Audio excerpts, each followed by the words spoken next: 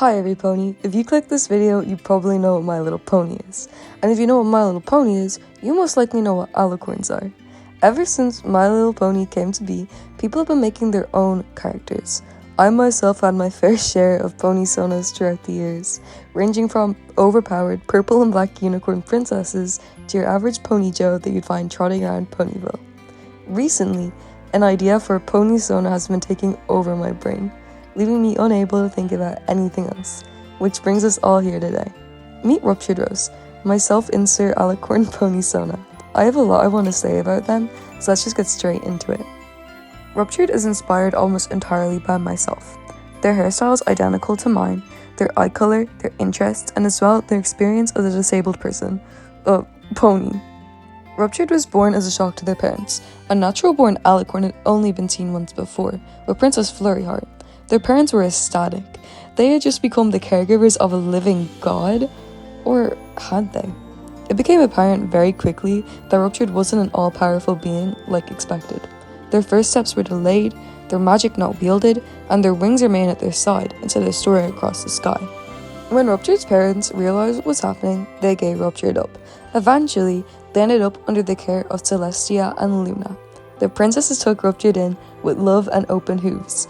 They became Ruptured's godmothers and raised the foal under their castle's roof. Ruptured spent a majority of their time alone when they weren't in lessons with their tutor. They were ashamed and preferred to come out at night to spend time with Luna during her night shifts, finding comfort in the lack of eyes to stare. Ruptured's wings are weak, which makes them unable to fly. They are not paralyzed, so they're able to move them, but they're decorative at best. They do have magic despite what many think, and they're able to wield magic through the horn, but due to their chronic fatigue, they are left tired and worn out when they attempt to perform spells. Their hind legs are weak due to a lack of power, and also because, again, this is a self-insert and I myself require mobility aids, so just go with it, I guess. They use a mobility aid to get around effectively, but their hind legs do in fact work. I took heavy inspiration from the pony Stellar Eclipse's wheelchair when designing Ruptured's aid. I myself use forearm crutches, so I wanted to make it evident that Ruptured does in fact have use of their hind legs. I pretty much just removed the hoof rest that was a part of Stellar's wheelchair and opted for a design that allows Rose to move their hind legs. And by the way, as I'm reading through my script right now, I'm noticing that I referred to Ruptured as Ruptured and Rose separately multiple times, but I want to make it clear that these are the same pony.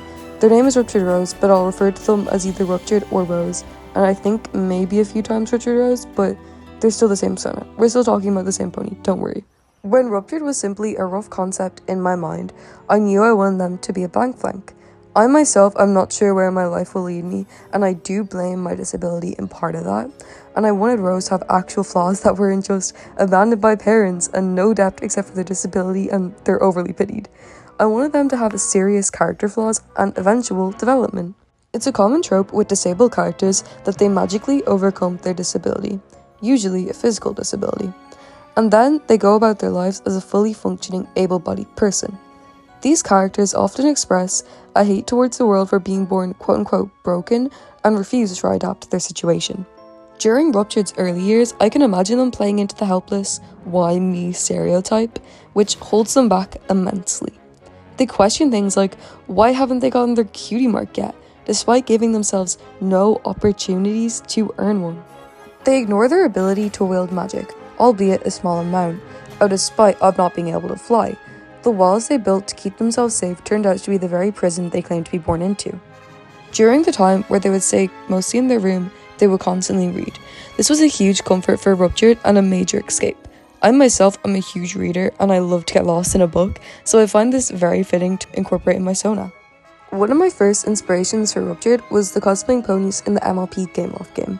These ponies can be seen dressing up as Daring Do, and I love the idea of making an OC out of this and realised it fit perfectly with Ruptured's character. I myself am a huge fan of cosplaying and I've got multiple My Little Pony cosplays, so it really fit them. Daring Do is one of my top 3 ponies of all time, alongside Spitfire. I wanted to have some form of embodiment of who they would be if things were different. I've stated earlier that they have a small amount of power, but I don't think they'd be too interested in having magic. They don't really bother to learn to wield their magic more effectively, as it didn't fit their ideal of being a Wonderbolt in some other life, which of course holds them back. Ruptured views the Wonderbolts as the ultimate depiction of freedom. Their insane tricks and shows are proof that not everything is dull in the wide world around them. Using their Nepo godchild status, they're able to go to almost every Wonderbolt show that they can make. These shows are truly the highlight of Ruptured's life, and are somewhat a light at the end of the tunnel for them. I like to think these shows sort of mirror what real-life concerts are for me, which are like a huge motivation. I love music, and of course I had to incorporate this some way into my ponysona. The Wonderbolt suits that you can see them wearing in their ref sheet was given to them from the Wonderbolts, and it's their prized possession. They love to put it on and imagine themselves soaring across the sky, with the wind in their hair and no worries in their mind. Celestia also uses these shows as a form of bribery, to get Ruptured to eventually attend Twilight School of Magic, pretty much saying you either attend in-person school or no more VIP Wonderbolt tickets. Attending Twilight School really opens Ruptured's eyes. Seeing so many creatures all so different from each other made Ruptured realize how their I'm the only one mentality was wrong and only causing them more harm. They weren't quick to open up by any means, but they made a few friends after only a few weeks at the school. I would love to explore this friendship dynamic deeper, so if you guys are interested, I'd be more than happy to make a separate video designing a friend for them that helps them come out of their shell more. So if you guys want to see that, please let me know in the comments. They also learned about who these villains were before they turned to evil. They learned that a lot of these villains were only wanting to cause harm and bring destruction for their own gain, but others felt that the path of destruction was their only choice. Ruptured deeply understood this, thinking back to when they had learned about Luna's past as Nightmare Moon, which led them to questioning if a similar fate was in their own future. This led them on a path of intrusive thoughts. They would question if they would ever really bring harm to other ponies, despite knowing this wasn't something they wanted. Over the years, they formed a deep bond with Luna, and found it near impossible to imagine her as anything other than a sweet, kind, loving pony. If someone as amazing as Luna could do so much bad, who's to say that Ruptured wouldn't? I'd like to go more in depth with this part of Ruptured's life, but there's quite a lot to go into, starting some very heavy topics such as mental illness, specifically OCD and depression, so I'll leave those details till my next video. When hearing about these villains being pushed into their horrible choices by others, all they knew was that they wanted to show others that they weren't alone, and that the right path isn't often the most obvious. And ever since that day, they were known as the Princess of Advocacy. I think that's gonna wrap it up for this video.